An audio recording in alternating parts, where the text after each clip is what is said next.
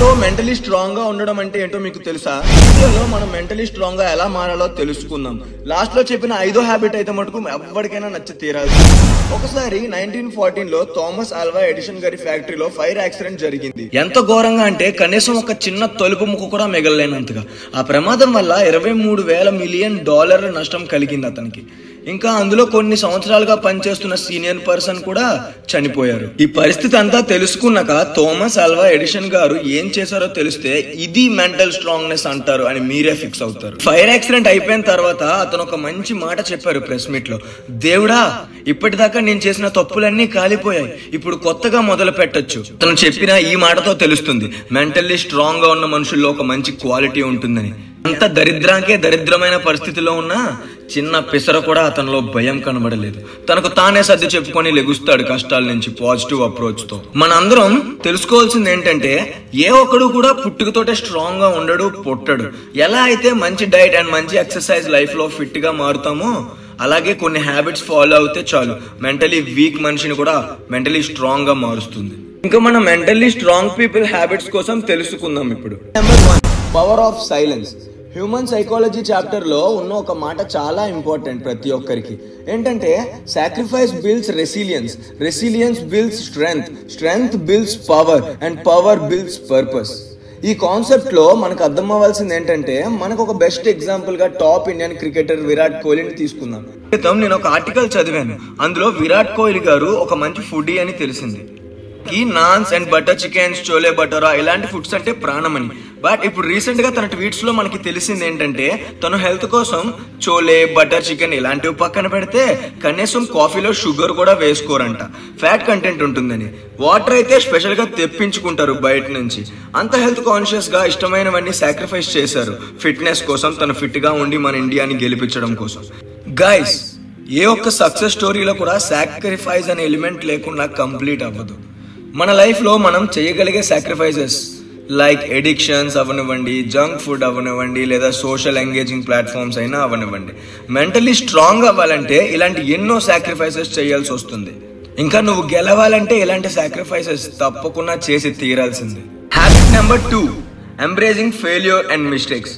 మీకు Elon Musk తెలుసుగా, అతను ప్రతి ప్లాన్ లో సక్సెస్ ని బుర్రలో పెట్టుకొని పనిచేస్తారు అనుకుంటున్నారా? ఇలాగా నువ్వు అనుకోని ఉంటే మాత్రం చాలా తప్పు. ఎందుకంటే అతను ఒక ఇంటర్వ్యూలో ప్లాన్స్ కోసం ఇలా చెప్పారు, I want to be able to make sure that enough potential capital to survive at least 3 consecutive failures. ఇందులో ఎంత డెప్త్ మీనింగ్ ఉందంటే ఒకవేళ అతను అప్లై చేసి సక్సెస్ కోసం ట్రై చేస్తున్న ప్రతి ప్లాన్ లో సక్సెస్ ఒకటే పెట్టుకొని స్టార్ట్ చేసి ఉంటే మటుకు ఎదగరు. తన ఓటమిని కూడా ముందే ఆలోచిస్తున్నారు. అతను బ్లైండ్ గా ఫిక్స్ అయిపోయారు. సక్సెస్ అయితే ఆల్ హ్యాపీస్, కానీ ఫెయిల్ అయితే మాత్రం తన మిస్టేక్స్ ని కరెక్ట్ చేసుకొని మరింత స్ట్రాంగ్ గా బౌన్స్ బ్యాక్ అవ్వడానికి తనైతే రెడీగా ఉన్నారు. నువ్వు కూడా రెడీగా ఉన్నావా? కమెంట్ చెయ్యు. Habit number 3, love your self. ఒకరోజు నేను ఆఫీస్కి వెళ్ళాను. నాకు ఒక అబ్బాయి జస్ట్ 25 ఇయర్స్ లోపే ఉన్నట్టు అనిపించాడు. అయితే నేను అతను చూడగానే ఏంటి ఇంత వీక్ గా ఉన్నాడు ఈ కుర్రోడు, జస్ట్ ఇప్పుడే స్టడీస్ కంప్లీట్ చేసి కార్పొరేట్ కంపెనీలోకి వచ్చాడని అనుకున్నాను. అయితే ఆ తర్వాత కొంచెంసేపు అయ్యాక మా బాస్ మీటింగ్ రూమ్ లోకి రమ్మని పిలిచారు సీనియర్ స్టాఫ్ అందరినీ. సో నేను వెళ్ళాను. అయితే ఆ కుర్రోన్ని నేను ఎవరైతే అనుకున్నానో వీక్ గా ఉన్నాడని అతను కూడా అక్కడే ఉన్నాడు మా బాస్ పక్కన. ఓహో, అయితే ఇతను మా బాస్ కొడుకా అని అనుకున్నాను నేను. వెంటనే బాస్ లేచి ఇతనే మన కంపెనీని డెవలప్ చేయడానికి వచ్చిన బిజినెస్ గ్రోత్ హెడ్ అని పరిచయం చేశారు. చెయ్యగానే నాకు షాక్ కొట్టినంత పని అయింది. అంత సక్సెస్ఫుల్ రికార్డ్స్ ఉన్న పర్సన్ ఒక చిన్న పిల్లాడిలా చూసి వింతగా అనిపించింది. తర్వాత అతని కోసం నేను తెలుసుకున్నాను, తనకి అసలు టైమే ఉండదంట ఫిజికల్ గా తన హెల్త్ ని ఇంప్రూవ్ చేసుకోవడానికి. మరీ ఎంతో ఓవర్ కేర్లెస్ గా ఉండకూడదు. హెల్త్ మీద మనం కొంచెం కాన్షియస్ గా ఉండాలి. చాలా ఇబ్బందులు కలుగుతాయి ఫ్యూచర్ లో. మార్నింగ్ ఎర్లీగా లేచి మంచి డైట్ తో ఫిట్నెస్ చేస్తూ లైఫ్ ని బ్యాలెన్స్ చేయాలి. మన హెల్త్ మీద మనకే శ్రద్ధ ఉండాలి. ప్రాపర్ డిసిప్లిన్ తో, మంచి ఫుడ్ తో, ఫిజికల్ ఫిట్నెస్ తో మనసుకు ప్రశాంతం ఎక్కడుందో వెతుక్కొని కాసేపైనా సంతోషంగా ఉండడానికి అలవాటు పడండి. Habit number 4, establishing boundaries. ఒకసారి గుర్తెచ్చుకోండి, మనందరి లైఫ్ లో ఏదో ఒకసారైనా తప్పక చేసిన ఒక అన్ప్లాన్డ్ ఈవెంట్ వల్ల రిమైనింగ్ ఇంపార్టెంట్ పనులన్నీ పక్కన పెట్టుంటాం కదా. ఆ తర్వాత చిన్న రెగ్రెట్ ఫీల్ అవుతాం, అనవసరంగా వెళ్ళాము లేదా ఇలా మిగతా వర్క్స్ అన్ని డిలే అయ్యేవి కాదు అని. ఇలా గానీ ఎక్కువ సార్లు నీతో జరుగుంటే ఐఎమ్ రియల్లీ సారీ, నువ్వు మెంటలీ స్ట్రాంగ్ పర్సన్వి కాదు. ఎందుకంటే మెంటలీ స్ట్రాంగ్ పీపుల్ కి ఎప్పుడు ఎవరికి ఎస్ చెప్పాలో ఎప్పుడు ఎవరికి నో చెప్పాలో బాగా తెలుసు. వాళ్ళ సరిహద్దులు తనకి తెలుసు. వాళ్ళ లైఫ్ లో ఎంతవరకు ఉండాలో అని. అనుకోకుండా సడన్ గా అనే మాటల వల్ల మెంటల్ స్ట్రాంగ్ పర్సన్ కి చాలా డిస్టర్బెన్స్ కలుగుతుంది. స్ట్రైట్ గా కొట్టినట్టు ఎస్ చెప్పు లేదా కొట్టినట్టు నో చెప్పు, అంతేగాని ఇటు అటు ఉయ్యాలోగొద్దు. Last point, my favourite point, habit number 5, embracing change. మీ అందరికి ఈగల్ పక్షి తెలుసు కదా.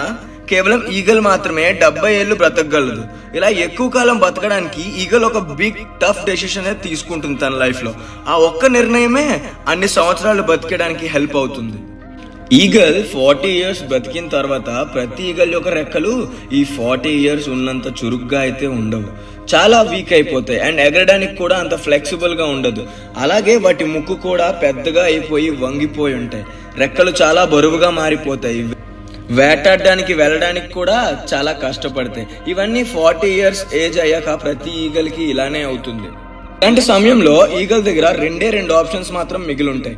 నెంబర్ 1, అయితే ఇలాగే కష్టంతో చచ్చిపోవాలి, లేదా నెంబర్ 2, చాలా కఠినమైన మార్పు అనే ప్రాసెస్ తో స్టార్ట్ చేసి తనలో చేంజ్ తెచ్చుకోవాలి. ఇదేమీ ఆసామాసి ప్రాసెస్ ఏం కాదు. ఏదో ఆధార్ కార్డ్ అప్లై చేసినట్టు 2 days లో 2 weeks లో 2 months లో అయిపోవడానికి. ఈ చేంజ్ ప్రాసెస్ కంప్లీట్ అవ్వి మళ్ళీ ఈగల్ నార్మల్ అవ్వాలంటే 150 రోజులు పడుతుంది. ముందుగా ఈగల్ ఒక కొండ దగ్గరికి వెళ్తుంది. వెళ్లి కూర్చొని తన ముక్కుని ఒక్క సెకండ్ కూడా గ్యాప్ లేకుండా ఫుల్ బలంతో కొండకి బాదుకుంటుంది. ఎంతసేపు అంటే ఆ ముక్కు ఊడిపోయి కిందకు పడిపోయేదాకా. ఆ ముక్కు విరిగిపోయాక కొత్త ముక్కు ఎదిగే వరకు తను అక్కడే వెయిట్ చేస్తుంది ఓపికతో. ఒక్కసారి కొత్త ముక్కు గ్రో అయ్యాక ఆ లేత ముక్కుతో ఆ బరువుతో ఉన్న రెక్కల్ని పీకేస్తుంది. మొత్తం అన్ని ఊడిపోయాక మళ్ళీ కొత్త రెక్కలు వచ్చే వరకు ఎదురు చూస్తుంది అదే ఓపికతో. మొత్తానికి ఇలా 150 పెయిన్ఫుల్ డేస్ తర్వాత ఈగల్ మళ్ళీ తన వాయు వేగంతో డేంజరస్ స్ట్రక్చర్ తో కొత్త జీవితం కొనసాగిస్తుంది. 30 సంవత్సరాలు బతకడం కోసం 150 రోజుల కష్టాన్ని భరిస్తుంది. అండ్ ఇంకో విషయం, వర్షం పడేటప్పుడు ప్రతి పక్షి చెట్లు గట్లు ఏదో గూడు ఎత్తుక్కుంటారు. కానీ ఈగల్ ఒక్కటే వర్షానికి తప్పించుకోకుండా మబ్బుల మీదకి ఆకాశంలో షికార్లు కొడుతుంది. అందుకే ఒక మాట చెప్పాలనిపిస్తుంది, embracing a painful change is the only way to survive. కష్టాల నుంచి తప్పించుకోకుండా వాటిని యాక్సెప్ట్ చేసి నీకు వచ్చే పెయిన్ ని సక్సెస్ కింద మార్చు. ఇవే ఇవాళ నుంచి నువ్వు ఫాలో చేయాల్సిన 5 main habits. Number 1, power of sacrifice. Number 2, embracing failures and mistakes. Number 3, love your self. Number 4, establishing boundaries. Number 5, embracing change. ఈ 5 పాటించి చూడు, నిన్ను ఆపే దమ్ము ఎవరికి ఉందో నేను చూస్తాను. ఐ హోప్ మీరు ఈ వీడియోలో ఏదో ఒకటి నేర్చుకునే ఉంటారు. ఈ 5 హ్యాబిట్స్ ఫాలో చేస్తారని నా గట్టి నమ్మకం. మీకు ఏమైనా టాపిక్స్ మీద లేదా ప్రాబ్లమ్స్ మీద మోటివేషనల్ వీడియో కావాలంటే కమెంట్ చేయండి. నేను ఎంతో కొంత రీసెర్చ్ చేసి నాకు తెలిసిన నాలెడ్జ్ తో మంచి వీడియో అయితే మీ ముందుకు తెస్తాను.